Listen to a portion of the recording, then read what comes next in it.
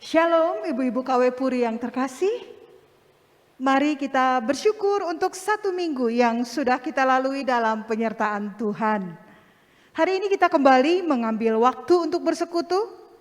Mungkin anak-anak, mantu dan cucu-cucu kita menyaksikan apa yang mami atau omanya lakukan untuk Tuhan saat ini. Sebuah teladan bagi generasi penerus kita. Bahwa mami atau omanya memilih taat dan setia beribadah dan mengutamakan Tuhan. Mari ibu-ibu saya undang untuk bangkit berdiri. Kita akan membuka ibadah ini di dalam doa.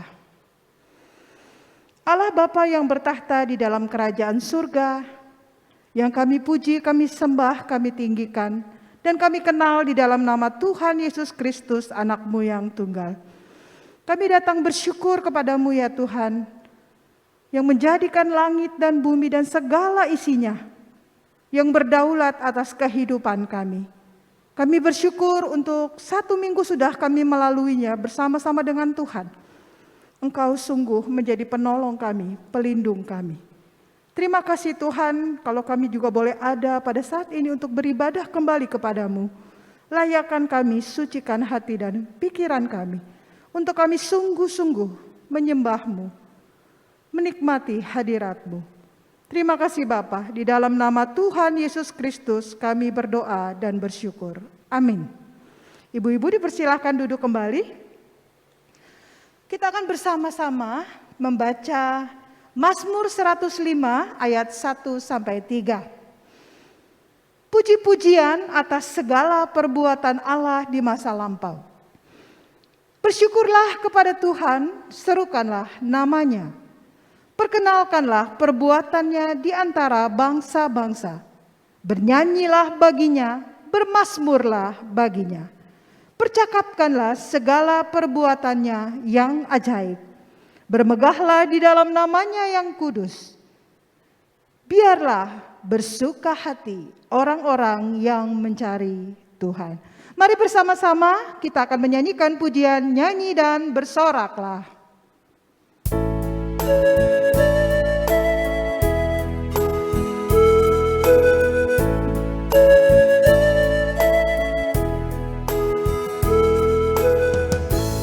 Yesusku, penyelamatku, tiada yang seperti Engkau. Setiap hari ku memuji keajaiban kasih-Mu.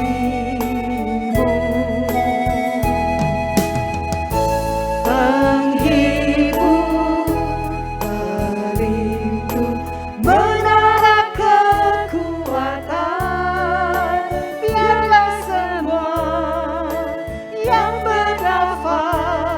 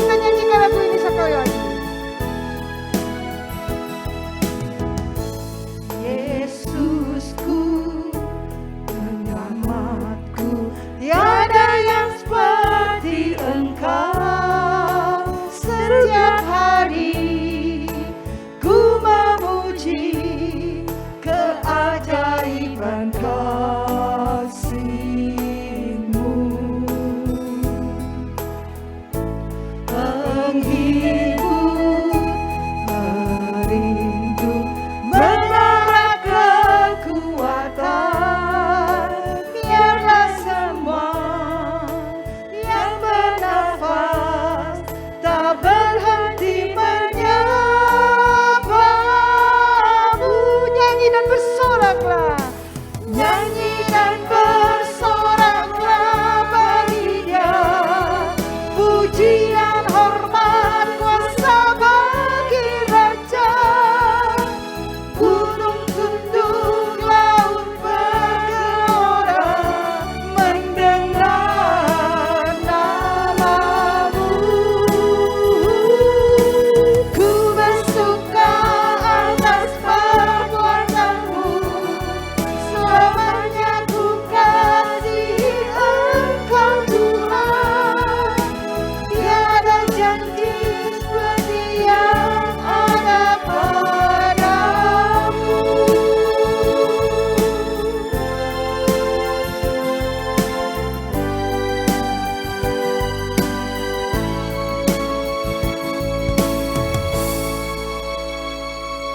Ibu-ibu, kita akan mendengarkan sharing yang akan disampaikan oleh Ibu Xianglan. Selamat pagi teman-teman semua. Pagi ini saya akan men-sharingkan bagaimana saya membimbing anak saya dari kecil, kurang lebih umur 1 tahun, mereka rutin kebaktian hingga pelayanan di gereja. Puji Tuhan pada Tuhan, karena saya dapat mendampingi anak-anak saya sekolah minggu. Dengan segala aktivitasnya hingga remaja. Semua ini perlu pengorbanan, karena setiap minggu pagi saya menemani mereka sekolah minggu. Saya selalu mendoakan mereka supaya mereka mengerti firman Tuhan yang diberitakan sore. Sorenya saya baru beribadah. Dalam hidup saya mempunyai prinsip untuk membawa anak-anak sedari kecil mengenal Tuhan dan mengajari berdoa. Bercerita tentang Tuhan Yesus. Setelah mereka bisa membaca, saya mengajari mereka untuk membaca firman Tuhan dan memberikan mereka buku renungan harian, serta melakukannya dalam kehidupan mereka sehari-hari. Sehingga setelah mereka besar, saya tidak merasa kesulitan mengarahkan anak-anak saya untuk setia mengikut Tuhan. Iman mereka bertumbuh dan semakin kuat. Contoh praktis dalam kehidupan yang saya alami dengan anak-anak saya. Waktu anak saya TK, pernah sakit pada hari Minggu, tapi mereka tetap mau sekolah Minggu. Dia berkata, nanti akan didoakan, lagi pula ada mami yang menemaninya. Ternyata pulang sekolah Minggu, anak saya juga sembuh, dan jika kami pergi keluar kota, mereka juga merindukan untuk beribadah. Pada waktu pemuda, mereka selalu ikut persekutuan pemuda setiap malam Minggu. Hari Minggu mereka tetap beribadah. Kata mereka, persekutuan dan ibadah beda. Mereka sempat kuliah juga S2 ke luar negeri. Mereka juga sudah merencanakan untuk beribadah di gereja mana. Mereka juga aktif di sana, bersyukur mereka dapat memilih gereja yang satu aliran. Saat ini mereka sudah berkeluarga dengan mempunyai pasangan yang seiman. Mereka juga mendidik anak-anak mereka takut akan Tuhan. Bagi saya, membawa anak-anak dekat pada Tuhan adalah suatu pelayanan yang sangat berharga. Dalam keluarga sangat penting sekali, karena biarlah kita juga meminta hikmat dan bijaksana dari Tuhan untuk dapat membawa keluarga, terutama anak-anak pasangan kita untuk dapat mengenal lebih dekat pada Tuhan. Saya juga sangat bersyukur dapat mengikuti persekutuan KW yang sangat membantu saya bagaimana menjadi seorang istri, seorang ibu yang takut akan Tuhan, serta mengambil bagian dalam pelayanan. Akhirnya saya mengucapkan banyak terima kasih pada Tuhan yang masih memberikan kekuatan pada saya hingga saat ini. Saya juga mohon maaf bila ada kesalahan saya Amin. Terima kasih Ibu Syanglan yang sudah berbagi pengalaman iman untuk ibu-ibu semua. Teruslah menjadi teladan dan berkat untuk keluarga. Ibu-ibu yang terkasih, kehidupan kita di muka bumi ini hanyalah sementara. Dan suatu saat akan berakhir.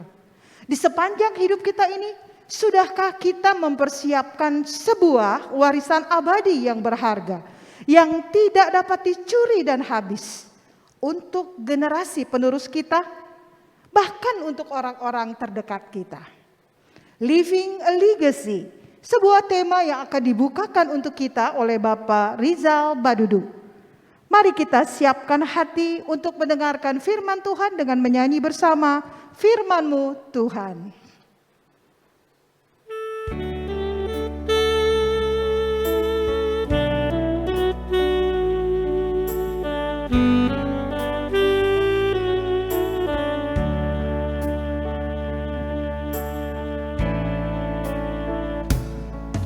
Di hadirat-Mu ku bersujud menikmati kehadiran-Mu. Ku buka hati saat ini untuk mendengar suara-Mu. Firman-Mu Tuhan, Firman-Mu Tuhan, ya sungguh benar menerangi jalanku. Firman-Mu Tuhan menuntun hidupku. Ku bersyukur padamu. Di hadirat-Mu, di hadirat-Mu ku bersujud menikmati kehadiran-Mu. Ku buka hati saat ini untuk mendengar suara-Mu. Firman-Mu Tuhan, ya sungguh benar menerangi jalanku. Firman-Mu Tuhan menuntun hidupku. Ku bersyukur padamu. Di hadirat-Mu ku bersujud menikmati kehadiran-Mu. Ku buka hati saat ini untuk mendengar suara-Mu. Ku buka hati saat ini. Ku buka hati saat ini untuk mendengar suara-Mu.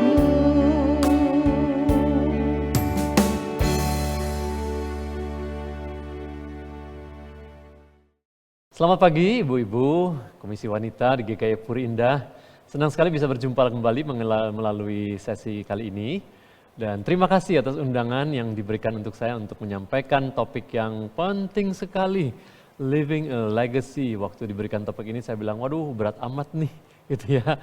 Tapi bersyukur karena Tuhan akan berbicara juga kepada kita. Terlebih dahulu berbicara kepada saya waktu mau menyiapkan ini. Dan juga tadi saya sudah menyaksikan mengenai kesaksian dari Ibu Syanglan. Indah sekali, seorang ibu yang terus mengajari anak-anak sejak kecil sampai sekarang sudah berkeluarga, teguh dalam iman kepada Kristus. Nah, mari kita masuk dalam topik ini, Living a Legacy. Mari kita berdoa terlebih dahulu. Tuhan Allah Bapa, kami bersyukur Engkau selalu mengundang kami untuk menghadapkan diri kepada firman-Mu, supaya kami boleh belajar lagi dan terus diubahkan semakin sesuai dengan kehendak-Mu. Kami ingin belajar lagi untuk menjadi wanita-wanita yang tangguh, yang beriman, yang sungguh-sungguh mewariskan iman kami kepada anak-anak kami, kepada generasi berikutnya. Kiranya Tuhan memimpin setiap kami, hamba yang berbicara, dan setiap kami yang mendengar. Roh Kuduslah yang kiranya menguasai kami. Dalam nama Tuhan Yesus kami berdoa. Amin. Ibu-ibu semua, ini topik yang penting sekali. Saya mendasarkannya pada 1-2 ayat dari 2 Timotius 2 ayat 1 dan 2. Sebab itu, hai anakku, jadilah kuat oleh kasih karunia dalam Kristus Yesus. Apa yang telah engkau dengar daripadaku di depan banyak saksi, percayakanlah itu kepada orang-orang yang dapat dipercayai, yang juga cakap mengajar orang lain. Nah, kita sudah sering membaca ayat ini dan kita tahu ini ayat adalah dari Paulus kepada Timotius. Paulus yang sudah mengajari Timotius mencontohkan hidup di dalam Kristus, kemudian memberikan tanggung jawab kepada dia untuk mengajarkan hal-hal yang sudah dia ajarkan kepada orang-orang yang cakap mengajar, yang akan mengajar lagi orang lain.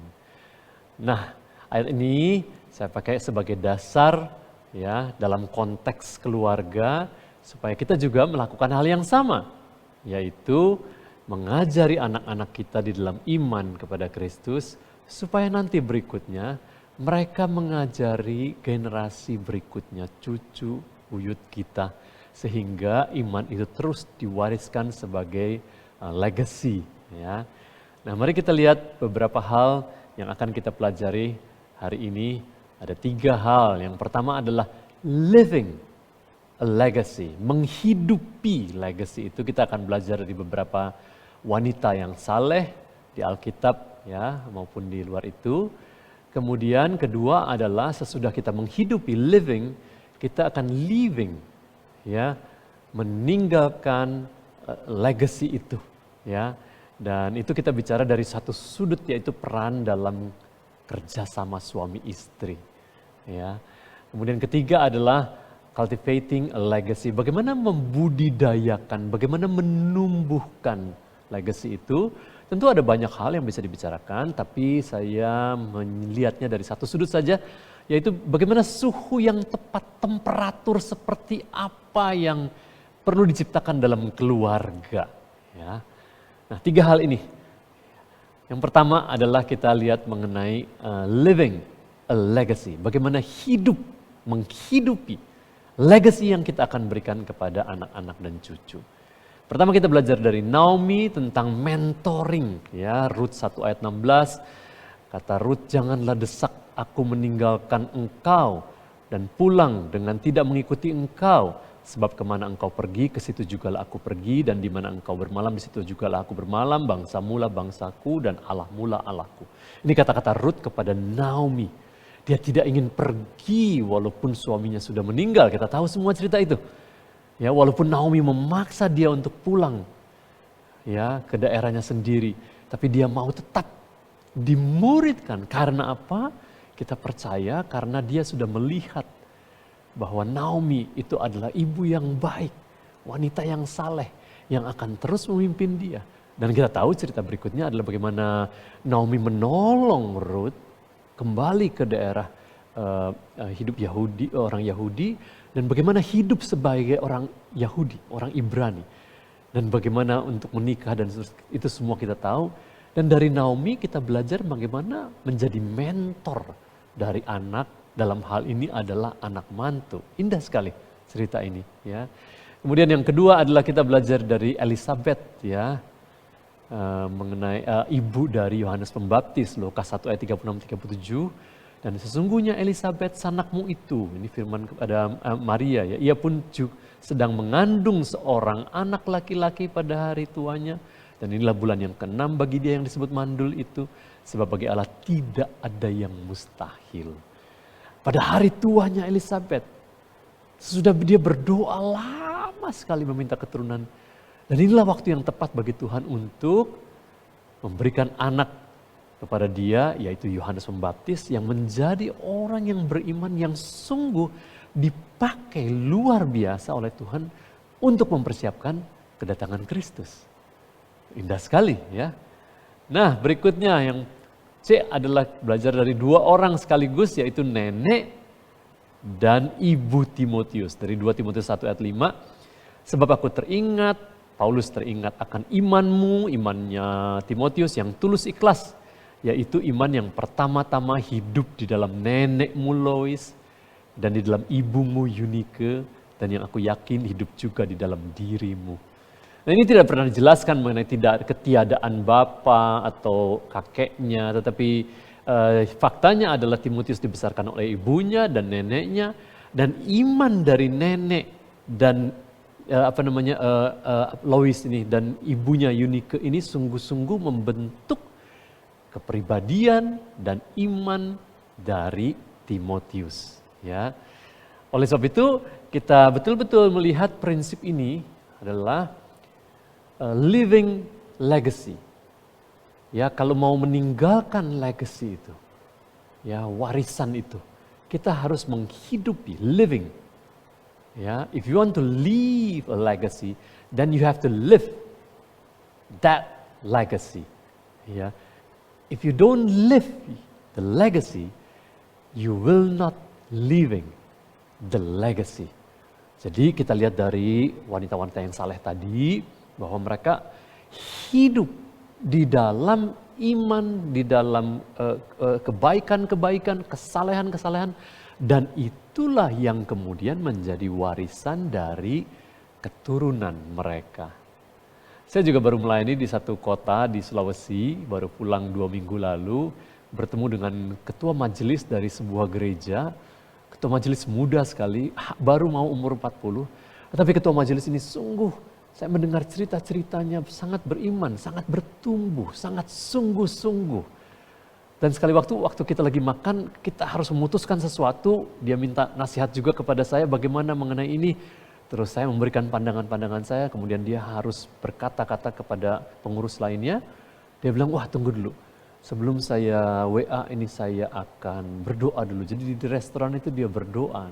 Waktu saya tanya mengenai hidupnya kenapa seperti itu, dia bercerita selalu tentang mamanya.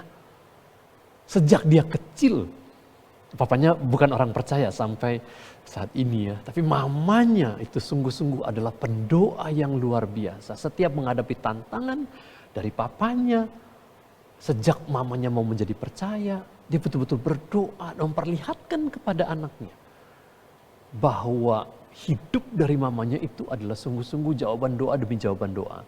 Kemudian mamanya juga menjadi majelis di gereja itu, betul-betul bersungguh-sungguh dalam melayani Tuhan, living the legacy, ya, sehingga tidak heran anak ini tumbuh waktu dia menjadi dewasa, dia juga menjadi majelis, kemudian sekarang menjadi ketua majelis yang sangat baik. Saya melihat, saya cek beberapa keputusan, bagaimana cara mengambilnya, bagaimana cara berdiskusi dan sebagainya, dan dia memperlihatkan itu juga di keluarganya. Ya, dari cerita-cerita istrinya dan dari cerita orang lain saya mendengar. Jadi kita melihat sekali lagi pengaruh yang besar dari ibu-ibu di keluarga yang menghidupi legacy itu. Ya, dan dari segala macam hal yang kita bisa wariskan, yang paling penting adalah spiritual legacy.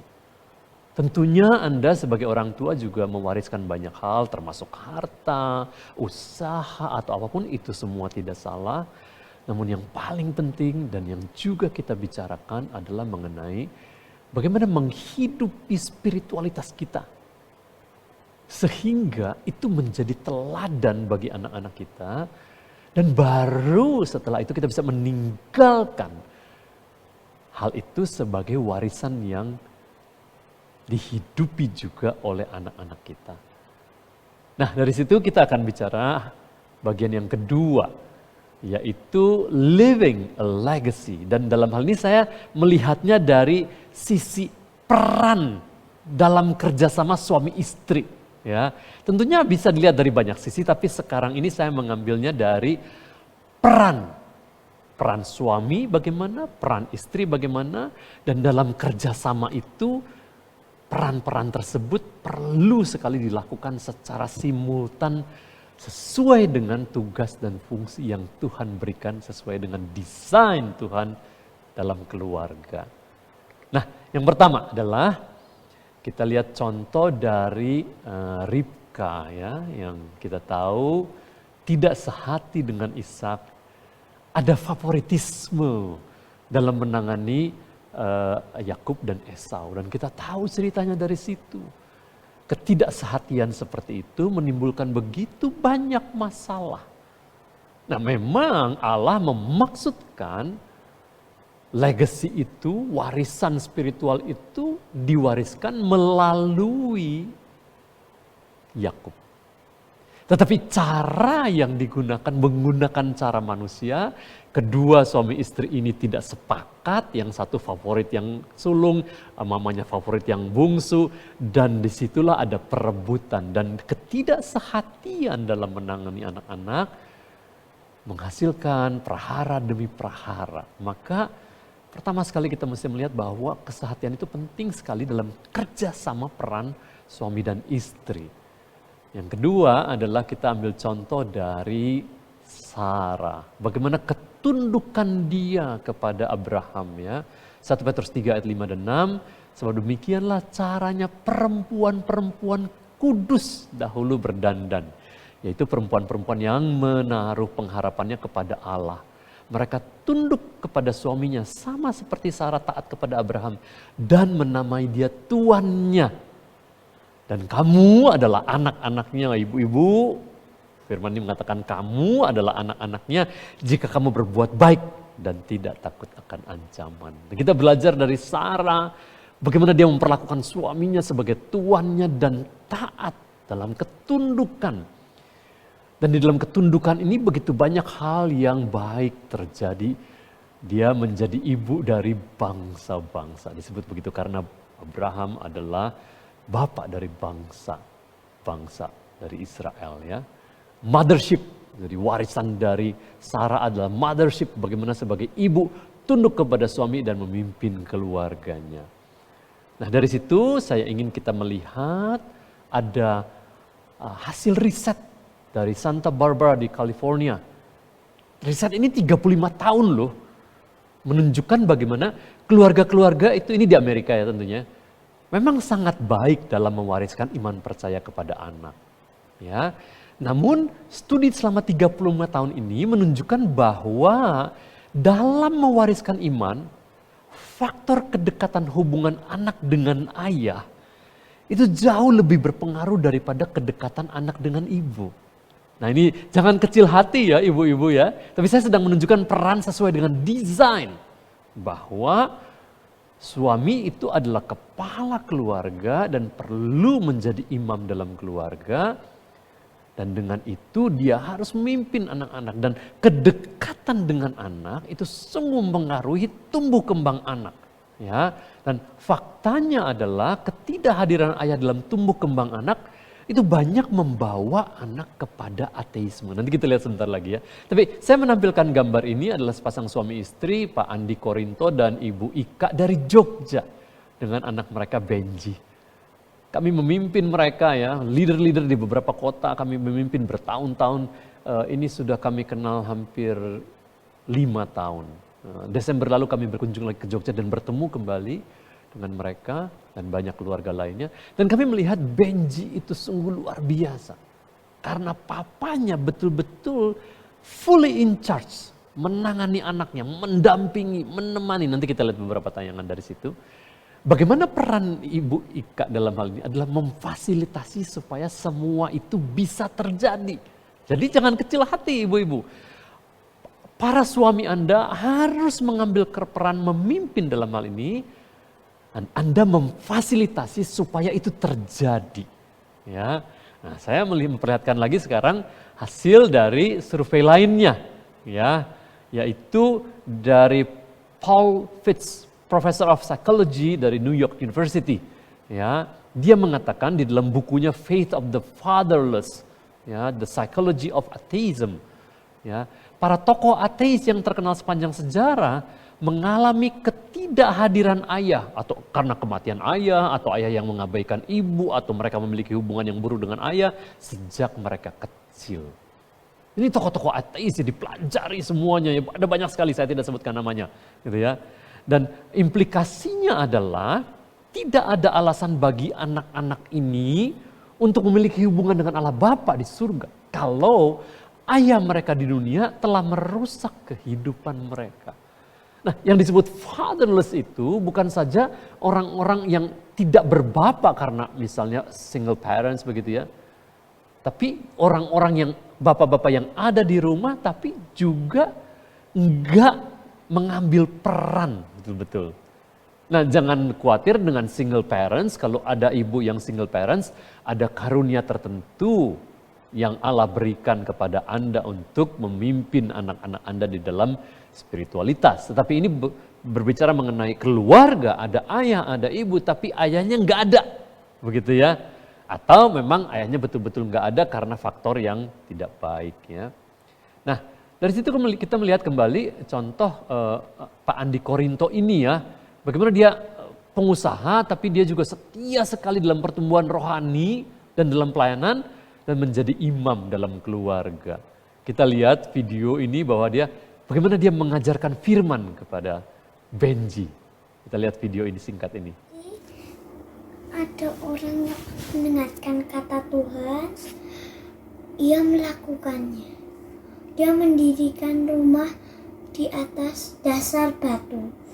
Turunlah hujan dan banjir dan angin melanda rumah itu. Tapi rumah itu kokoh kuat. Ada orang yang mendengarkan Tuhan, tapi tidak melakukannya. Dia mendirikannya di atas pasir. Ada hujan dan ada badai dan hujan.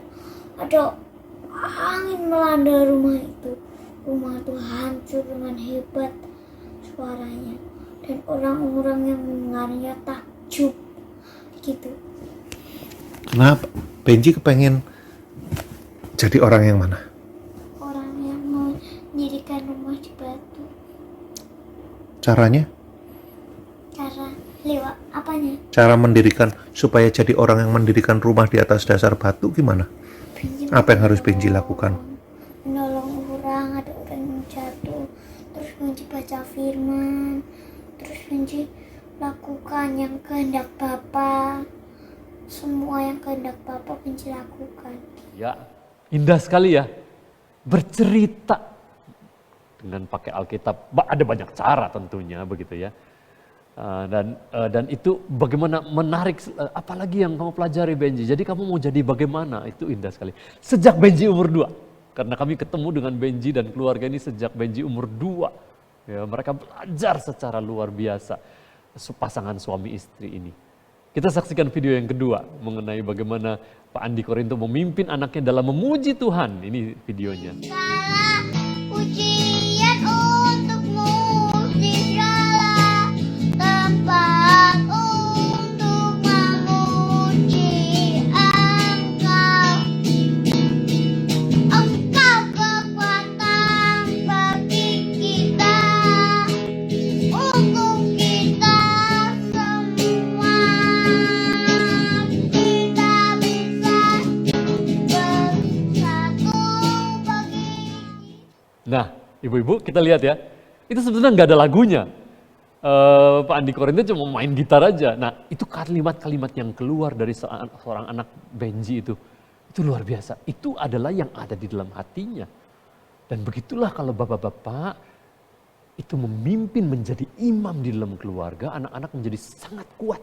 Saya udah menyaksikan ribuan anak di banyak kota di Indonesia dan di beberapa negara. Dan memang begitu kejadiannya. Dan saya melihat juga keluarga-keluarga yang bapaknya tidak mengambil peran atau menyerahkan peran itu sebetul-betul kepada ibu. Nah, hati-hati ibu-ibu yang kuat dalam hal rohani. Anda banyak mengajar sekolah minggu atau banyak pelayanan, jangan mengambil peran itu di depan suami Anda. Tapi berikan peran itu kepada suami Anda untuk memimpin. Doakan, dukung. Jangan tuntut, dukung, doakan, fasilitasi, siapkan segala sesuatunya supaya suami Anda bisa melakukan itu untuk mewariskan legacy ini. Berikut ini kita lihat ya, contoh berikutnya adalah dari GI Denny dan Ibu Febe ya. Indah sekali juga keluarga ini. Saya melihat banyak sekali yang mereka lakukan. Ini adalah family altar. Ya. Family altarnya bisa pakai alat-alat peraga seperti itu, belajar kasih Allah, kertas disobek-sobek jadi salib, penciptaan manusia setelah membahas firman itu robek-robek kertas bersama-sama, atau kadang yang di pojok kanan atas langsung belajar dari Alkitab. Tapi kita nanti bisa menanyakan kepada GI Denny dan PB ya, bagaimana apa-apa lagi yang mereka lakukan ya. Ada banyak sekali, ini cuma contoh beberapa saja dari keluarga mereka. Kemudian berikutnya adalah bagaimana mereka juga melakukan faith talk secara wajar. Pembicaraan-pembicaraan yang berisi spiritualitas ya. Itu adalah panen toge ya. Segala sesuatu ada prosesnya, begitu juga dengan jawaban doa dari mengupas toge, panen toge yang mereka tanam begitu ya. Dan juga mereka belajar mengenai pertumbuhan, perumpamaan membangun rumah di atas pasir dan batu. Belajar tentang iman berdasarkan firman, bikin rumah-rumahan. Ini indah sekali. Ini adalah hal-hal yang bisa kita lakukan di dalam keluarga kita secara wajar. Begitu ya. Nah, berikutnya lagi kita lihat Pak Andi Korinto ya. Kita saksikan nih video berikut ini nih. Bagaimana dia menjadi pelatih, pendorong dan penyemangat utama dari Benji dalam banyak kegiatan olahraga. Ya, kita saksikan video ini.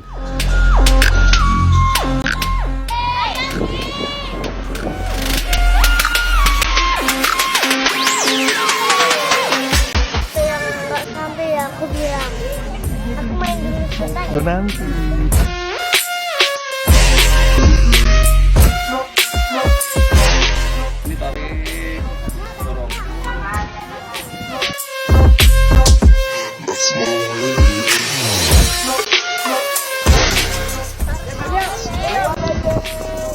Yuk, sampai itu. Gak kelamaan. Kalau capek lepas.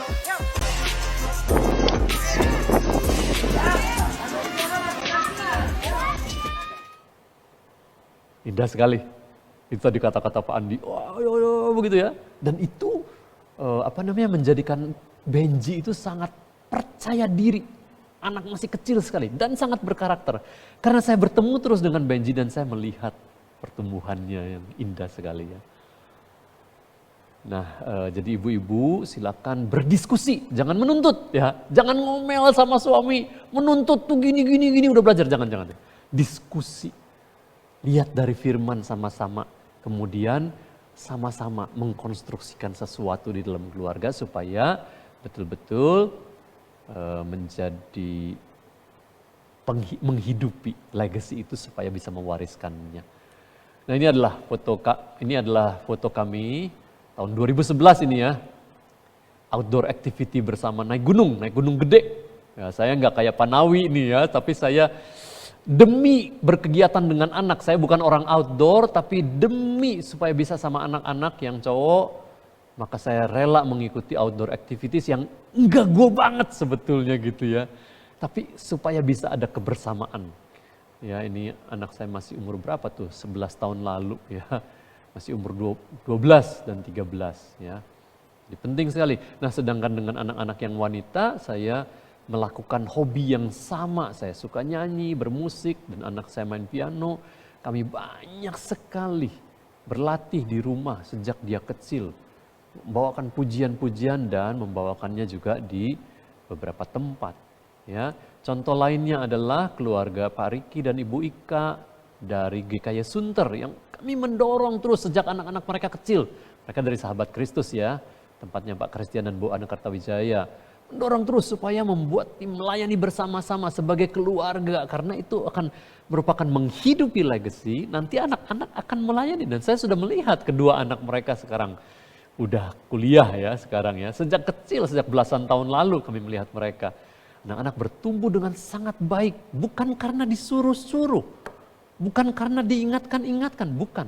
Tapi karena bersama-sama melakukan aktivitas-aktivitas pertumbuhan rohani, belajar firman bersama, dan juga melayani bersama-sama dalam satu tim musik. Ini melayani di retreat kami bersama-sama dulu, yang pojok kiri, yang pojok kanan atas itu melayani di GKI Sunter, yang pojok kiri bawah itu melayani melalui Zoom GKI Sunter, dan pojok kanan bawah itu juga GKI Sunter ya, dalam bentuk skit begitu ya.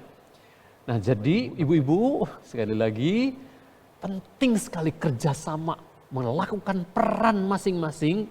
Istri dan suami, istri menjadi penolong yang sepadan bagi suami supaya suami bisa betul-betul melakukan peran sebagai pemimpin keluarga dalam hal spiritual.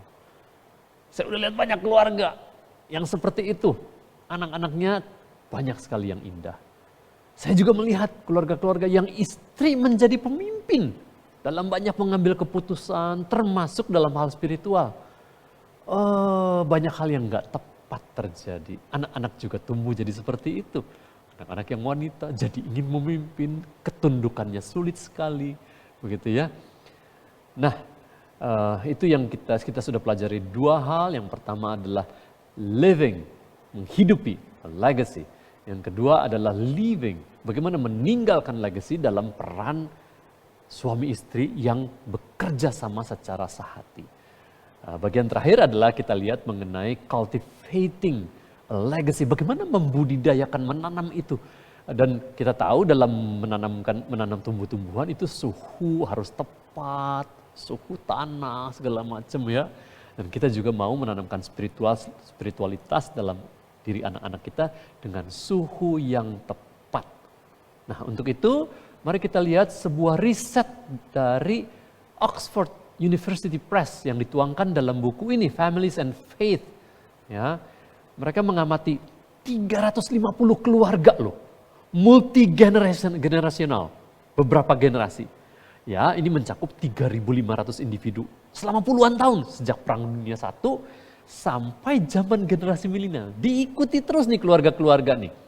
Nah, kemudian diambil kesimpulan bahwa hal yang sangat penting apabila Anda ingin mewariskan iman kepada anak cucu adalah temperatur hubungan dengan anak. Tuh, suhu hubungan dengan anak. Bagaimana sih ini? Berikutnya kita lihat ya. Seorang ayah yang telah mendemonstrasikan contoh hidup menjadi pilar dari sebuah gereja, namun tidak membina hubungan yang hangat dan affirming relationship ya, hubungan yang menegaskan, yang mengangkat, yang membuat lebih pede anak itu seperti Benji tadi gitu ya. Itu tidak akan membuat sang anak mengikuti imannya. Kita udah tahu banyak ada orang-orang yang sangat beriman tapi anaknya lari dari iman orang tuanya.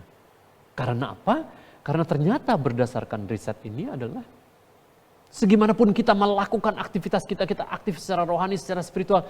Tapi kalau kita tidak mempunyai hubungan yang hangat dan affirming, ya, menegaskan, mengkonfirmasi apa-apa yang dilakukan anak, menumbuhkan dia, kita nggak akan bisa mewariskan iman kita. Jadi ibu-ibu bantu suami-suami supaya bisa punya hubungan yang hangat. Saya sendiri juga adalah orang yang sangat koleris. Tapi saya belajar ini dan dibantu sekali oleh istri saya, oleh Bu Rina. Bagaimana menjadi orang yang lebih hangat. Kami dua-dua orang yang sangat koleris.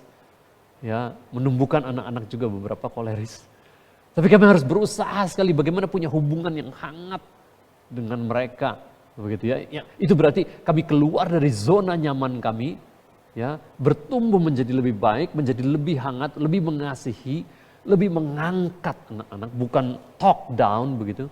Dan itu akan menolong anak-anak membangun iman mereka. Dan faktor lain dari riset ini adalah, yang penting adalah tentang keterbukaan orang tua untuk menjawab pertanyaan dan tantangan iman anak. Bapak Ibu, seberapapun, ibu-ibu aja ya. Ibu-ibu, seberapapun kita menanamkan iman spiritualitas kepada anak-anak, mereka di dalam dunia ini yang semakin luas, semakin global, semakin banyak pandangan-pandangan yang juga tidak benar, mereka akan menghadapi tantangan-tantangan terhadap iman. Dan kalau tidak ada keterbukaan dengan mereka susah mencari jawaban. Nah, sekarang ada banyak sekali mengenai LGBT yang kita tidak senangi, tapi anak-anak kita ada banyak pandangan yang beberapa dari mereka membela LGBT. Atau jangan diinikan orang-orang LGBT, kan kasihan mereka. Kita nggak mau, jangan itu dosa.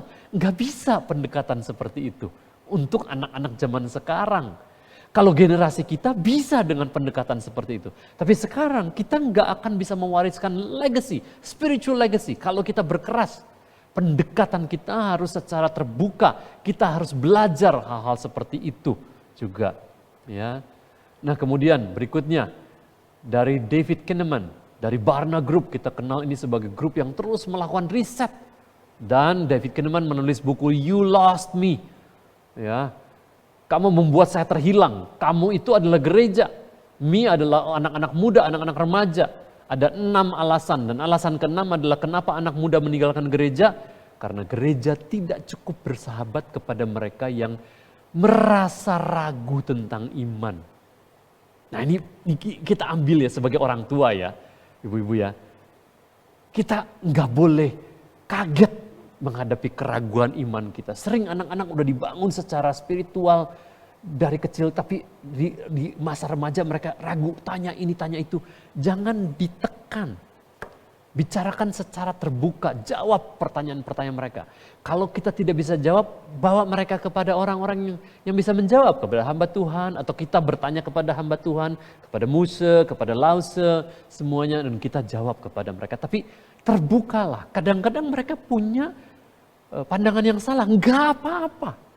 Kita juga waktu kita bertumbuh, kita banyak melakukan kesalahan, banyak punya pandangan yang salah, sampai Tuhan begitu baik, tetap bersabar dengan kita, membelokkan kita kembali. Tapi jangan sampai kita kehilangan mereka. Ya. Kemudian yang riset berikutnya adalah dari Nancy Percy, profesor in Houston Baptist University. Ya. Riset yang menanyakan mengapa orang muda meninggalkan iman keluarga dia.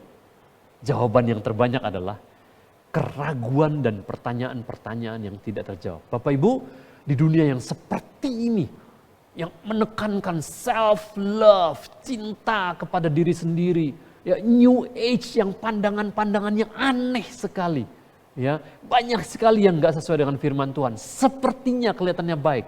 Kita belajar tentang itu, terbuka, jawab, jangan menekan keraguan mereka. Kalau mereka belum yakin dengan jawaban-jawaban kita, ya enggak apa-apa, terus doakan, tapi terus terbuka.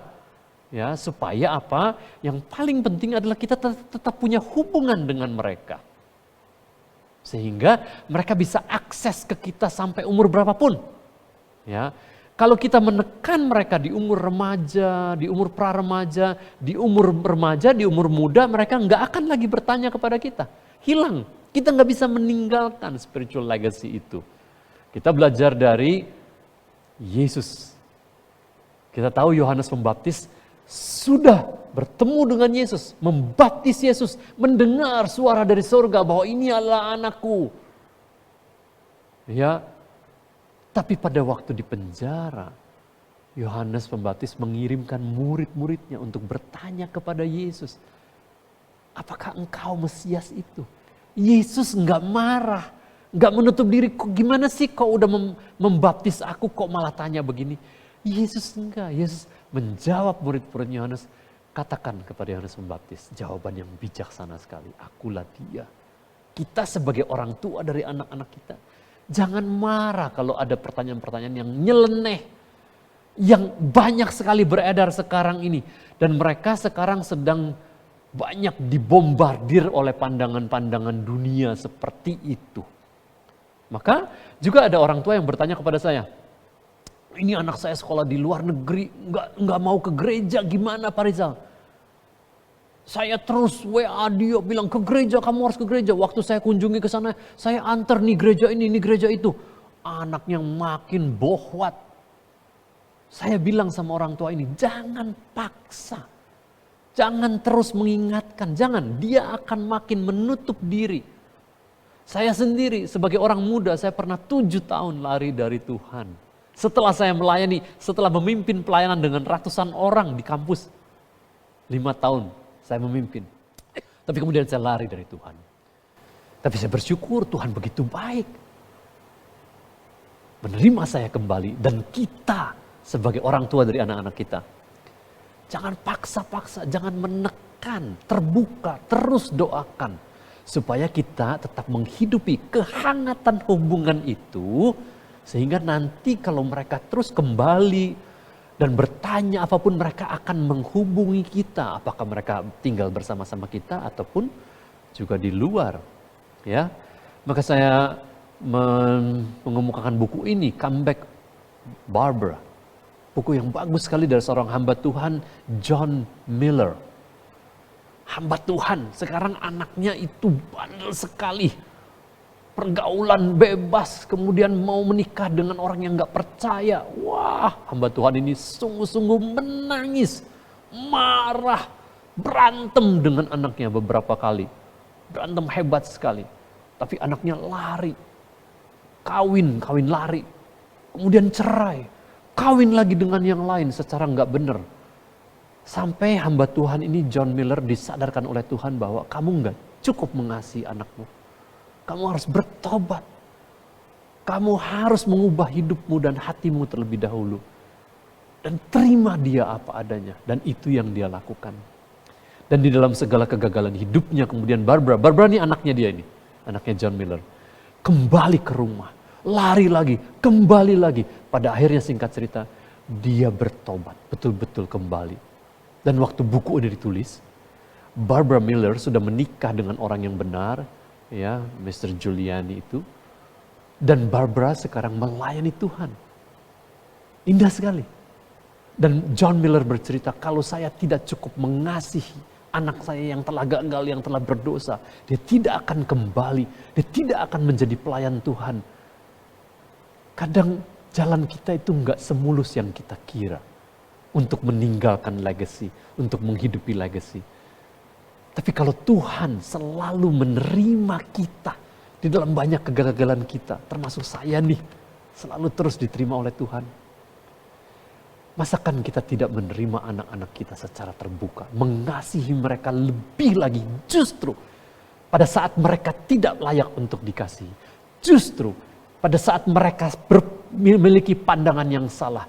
Justru pada saat mereka tidak suka saat teduh. Tidak suka ke gereja. Jangan terus menegur mereka. Kita harus semakin mengasihi mereka. Menantikan mereka dengan tangan terbuka. Sebab apa?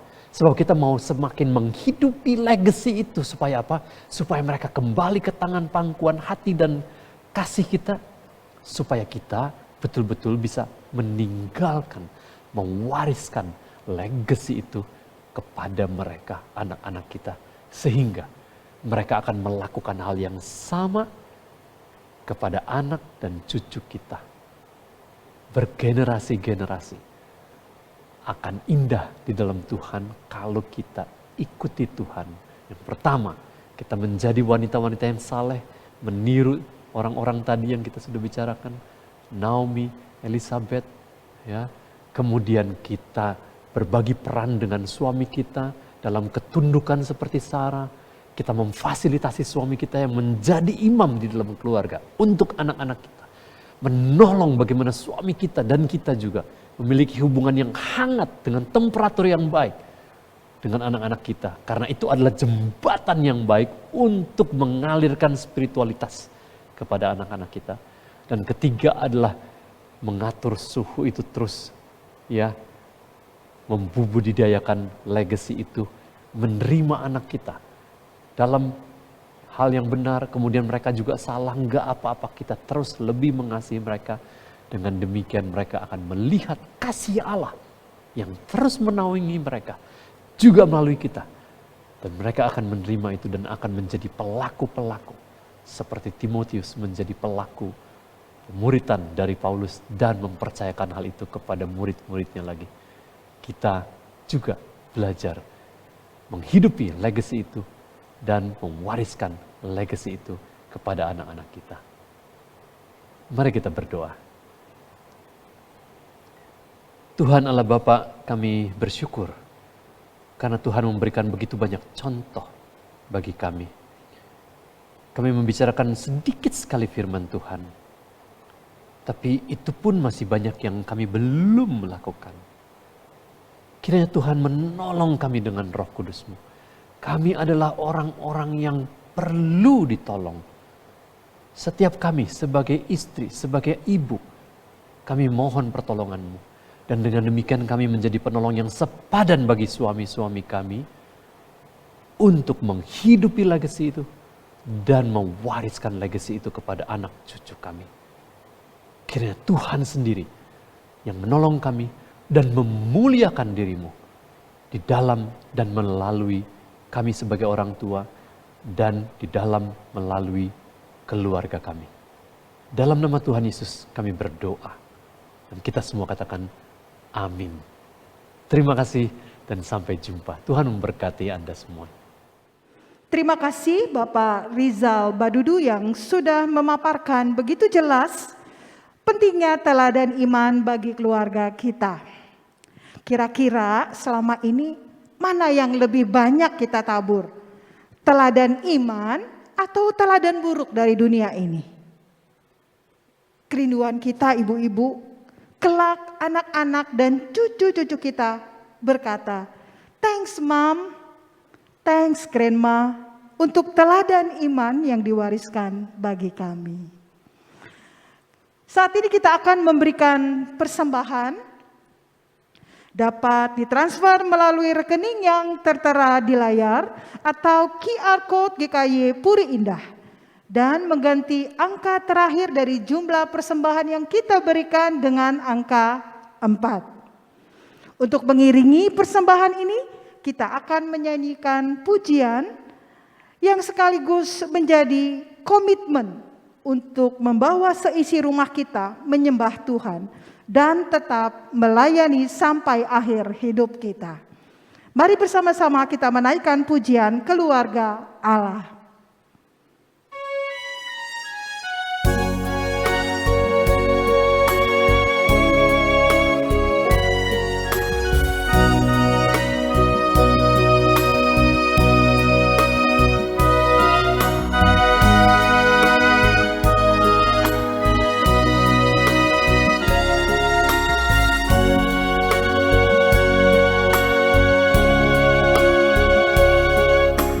Kami datang di hadirat-Mu, menikmati kasih-Mu,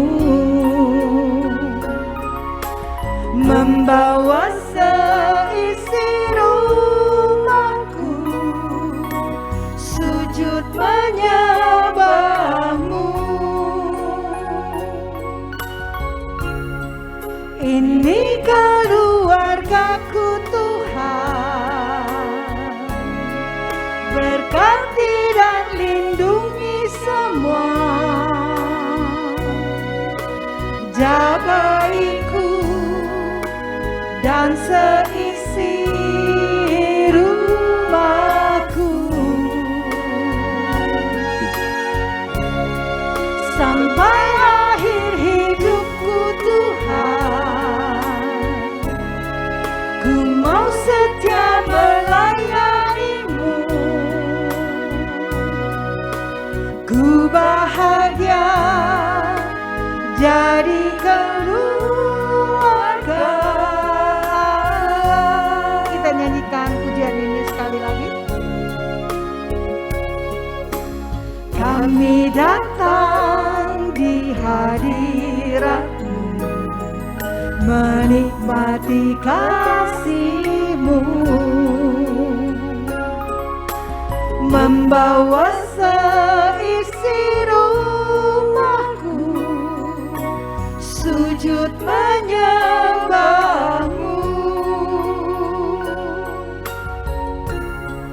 Ini keluargaku Tuhan, berkati dan lindungi semua, jagaiku dan seisi rumahku, sampai akhir hidupku Tuhan, ku mau setia melayanimu, ku bahagia jadi keluarga Allah, ku bahagia jadi keluarga Allah, ku bahagia jadi keluarga Allah. Mari saya undang kita bangkit berdiri dan menyerahkan persembahan ini di dalam doa. Mari kita satu dalam doa. Terima kasih Tuhan, kami berbahagia menjadi keluarga Allah. Biarlah kami juga memiliki komitmen untuk mempersembahkan seisi rumah kami untuk menyembah Engkau. Percaya kepada Engkau Tuhan, satu-satunya juru selamat kami yang hidup. Tuhan, tolonglah kami secara khusus sebagai ibu, sebagai oma. Biarlah kami sungguh-sungguh mau menjadi teladan yang baik, sehingga kami mewariskan teladan karakter Kristus di dalam hidup kami untuk anak-anak kami, bahkan keturunan kami selanjutnya. Kami juga mempersembahkan sebagian berkat yang sudah Tuhan curahkan kepada kami. Tuhan, terima kasih Engkau yang sudah mencukupi segala kebutuhan kami. Biarlah kami menyerahkan persembahan yang sedikit ini bagi hormat dan kemuliaan nama-Mu. Terimalah ya Tuhan untuk memperluas kerajaan-Mu. Berkatilah teman-teman kami yang mengelola persembahan ini. Biarlah dengan hikmat, bijaksana, dan takut akan Tuhan boleh mengelola persembahan ini. Terima kasih Bapa, kami menyerahkan persembahan ini. Di dalam nama Tuhan Yesus kami berdoa. Amin. Ibu-ibu silakan duduk. Beberapa informasi akan disampaikan untuk kita oleh pembina kita, Ibu Pendeta Nyo Mevang. Saya persilahkan Ibu Mevang. Shalom ibu-ibu, bagaimana kabarnya? Semoga setelah liburan minggu lalu kita ada refresh, sedikit segar. Dan juga kita bersyukur situasi pandemi ini sepertinya membaik. Ada pelonggaran-pelonggaran dari pemerintah yang menandakan pemulihan. Kita bersyukur kepada Tuhan dan juga perlu tetap mendoakan supaya keadaan ini semakin baik. Ibu-ibu, tema kita hari ini adalah Living a Legacy, meninggalkan warisan. Saya ingat nenek saya itu meninggalkan warisan kepada anak cucunya itu sarung, ya, sarung bahasa Jawanya sewek, gitu. Seperti ya kira-kira seperti batik yang saya pakai ini. Kalau saya melihat sarung itu selalu ingat dia. Tapi bukan sarung utamanya, tapi saya mengingat iman percaya dia, kerajinan dia berdoa, sampai lanjut usia tetap mendoakan anak cucunya. Ibu-ibu, memang warisan itu pasti kita tinggalkan, cuman warisan seperti apa yang kita tinggalkan kepada anak cucu kita. Untuk itu hari ini kita sangat bersyukur kita boleh belajar meninggalkan warisan yang berharga, yang tidak termakan oleh lapuk dan usia. Untuk itu kita bersyukur dan kita berterima kasih kepada Pak Rizal yang boleh menyampaikan kepada kita dan juga Ibu Sianglan yang juga bersaksi tentang bagaimana ia membimbing anak mantu cucunya untuk tetap mengikut Tuhan dengan setia. Nah, kiranya kita semua dimampukan untuk mulai sekarang mempersiapkan warisan itu sehingga kita menyenangkan Tuhan dan juga menjadi berkat bagi anak mantu kita. Ibu-ibu, kita juga berterima kasih kepada tim yang melayani kita hari ini untuk Ibu Jenny TS, Ibu Nelly, Ibu Leli, Ibu Natalia yang sudah meringankan langkah, memegang komitmen melayani kita di tengah masa yang tidak mudah ini. Tuhan kiranya memberkati pelayanan ibu-ibu. Minggu depan kita akan masuk kembali kepada Bible Study perumpamaan Tuhan Yesus sepanjang tahun ini. Dan kita akan membahas perumpamaan mengenai mutiara yang indah yang akan dipimpin oleh Guru Injil G.I. Susanti, perumpamaan dari Matius 13, 44 sampai 46. Mari kita kembali belajar, perumpamaan ini jarang dibahas tetapi sangat indah. Kita mendoakan supaya minggu depan kita juga bisa berkumpul dan belajar bersama. Mari kita berdoa. Allah Bapa kami di surga, terima kasih kami boleh hidup di dalam dunia yang sementara ini, tetapi kami boleh meraih kekekalan dan Tuhan mengingatkan kami betapa pentingnya kami meninggalkan warisan, legacy, keteladanan yang boleh sungguh-sungguh menjadi panutan, tuntunan bagi anak, mantu, cucu kami. Tolonglah kami Tuhan mulai saat ini mempersiapkan sehingga ke depan nanti tidak ada penyesalan tetapi ada rasa bangga karena Tuhan mengingatkan dan memampukan kami meninggalkan warisan yang berharga.